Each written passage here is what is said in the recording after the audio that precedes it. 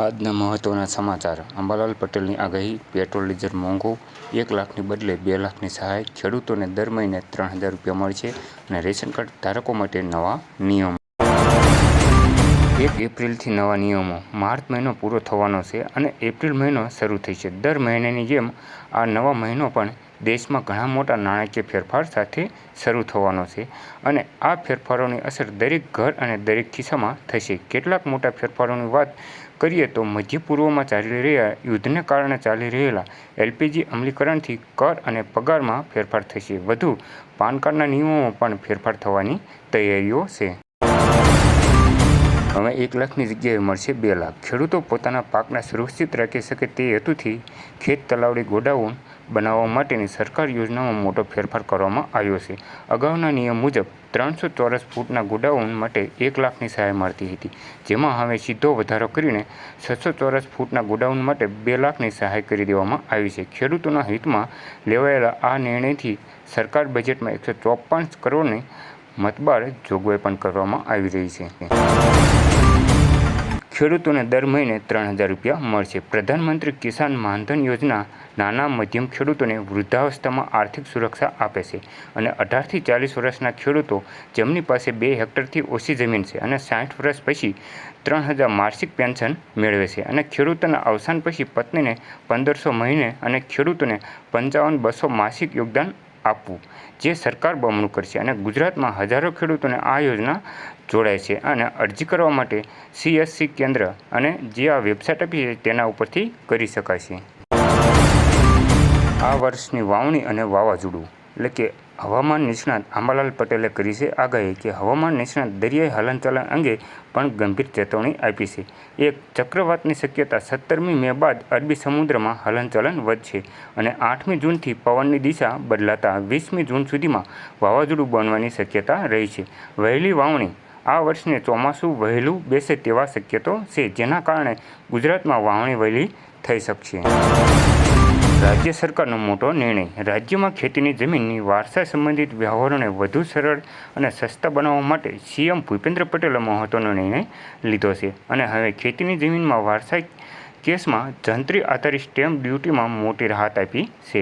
આ અંતર્ગત માત્ર 300ની ટોકન સ્ટેમ્પની ડ્યુટી વસૂલવાનો નિર્ણય લેવાયો છે, જેના કારણે 56 લાખ ખેડૂતો અને સામાન્ય નાગરિકોને મોટી આર્થિક રાહત મળશે.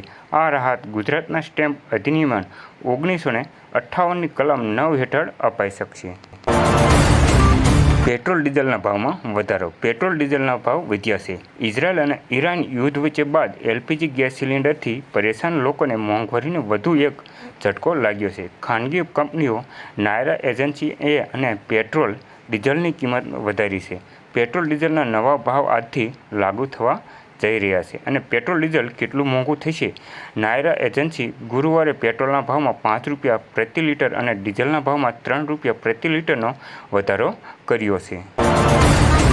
ખેડૂતો તૈયાર રહેજો. આ તારીખથી આ ખેડૂત પોર્ટલ પર રજીસ્ટ્રેશનનો નવો રાઉન્ડ શરૂ થશે. એટલે કે ગુજરાતના ખેડૂતોના હિતમાં સરકારે મહત્વનો નિર્ણય લીધો છે. રાજ્ય સરકાર દ્વારા જણાવવામાં આવ્યું છે કે ખેતીવાડી વિભાગની વિવિધ સરકારી યોજનાનો લાભ લેવા ખેડૂતોને સરળતાથી પહોંચવા માટે આગામી 27 તારીખથી આ ખેડૂત પોર્ટલ શરૂ કરી દેવામાં આવ્યું છે અને આ પોર્ટલ આગામી 26 તારીખ સુધી ખુલ્લી રહી છે, જેમાં ઓનલાઈન રજીસ્ટ્રેશન કરાવી શકશે. ખેડૂતો માટે રાજ્ય સરકારની મોટી જાહેરાત. આ ખેડૂત પોર્ટલ પર ખેડૂત વિવિધ સરકારી યોજનાઓ માટે ઓનલાઈન અરજી કરી શકશે, જેમાં ખાસ કરીને કૃષિ સાધનોની ખરીદી, ટ્રેક્ટર સહાય, ટપક સિંચાઈ પદ્ધતિ, ગોડાઉન બનાવવા માટેની સહાય અને ખેતીના અન્ય સાધનો પર સબસિડીનો સમાવેશ થાય છે. રાજ્યના તમામ ખેડૂતો આ પોર્ટલના માધ્યમથી ઘરે બેઠા અથવા ગ્રામ પંચાયતથી વીસી દ્વારા મારફતે અરજી કરી શકશે. રેશન કાર્ડ ધારકો માટે મોટા સમાચાર. કેન્દ્રની નરેન્દ્ર મોદી સરકારે રેશન કાર્ડ ધારકો માટે રાહતના સમાચાર આપ્યા છે. એપ્રિલમાં લાભાર્થીઓને એપ્રિલ, મે અને જૂન એમ 3 મહિનાનું અનાજ એકસાથે આપવાનો નિર્ણય કર્યો છે અને બીજી તરફ પારદર્શી લાવવા માટે વર્ષ 2025 દરમિયાન દેશના કુલ 41.41 લાખ અનપાત્ર રેશન કાર્ડ રદ કરવામાં આવ્યા છે. હાલમાં 92.2% લાભાર્થીઓને આ લાભ લઈ શકશે અને 98.75% અનાજ વિતરણ બાયોમેટ્રિક સિસ્ટમ દ્વારા શરૂ કરવામાં આવ્યું છે. ગુજરાતના માછીમારોને 22 રૂપિયા સસ્તું મળશે ડીઝલ. એટલે કે ગુજરાત સરકાર દ્વારા માછીમારોની સુખાકારી માટે એક અત્યંત મહત્વનો નિર્ણય લેવામાં આવ્યો છે. ભારત પેટ્રોલિયમ દ્વારા માછીમારોની બોટની ડીઝલના ભાવમાં જે રૂપિયા 22.43નો તોતિંગ વધારો કરવામાં આવ્યો હતો તે હવે પાછો ખેંચી લેવામાં આવ્યો છે. મુખ્યમંત્રી ભૂપેન્દ્ર પટેલના માર્ગદર્શન હેઠળ મત્સ્ય ઉદ્યોગ મંત્રી જીતુ વાઘાણીએ કેન્દ્ર સરકારને કરેલી સચોટ રજૂઆતના પરિણામે આ સફળતા મળી છે. હવે ગુજરાતના માછીમારોને તેમની બોટ માટે અગાઉ નક્કી થયેલા જૂના રાહત દરે જે ડીઝલના પ્રાપ્ત થશે અને આ ત્વરિત અને સંવેદનશીલ નિર્ણય બદલ મત્સ્ય ઉદ્યોગ મંત્રી વડાપ્રધાન નરેન્દ્ર મોદી અને મુખ્યમંત્રીનો આભાર વ્યક્ત કરવા જણાવ્યું હતું. આ નિર્ણયથી માછીમારો પરનો આર્થિક બોજ હળવો થશે.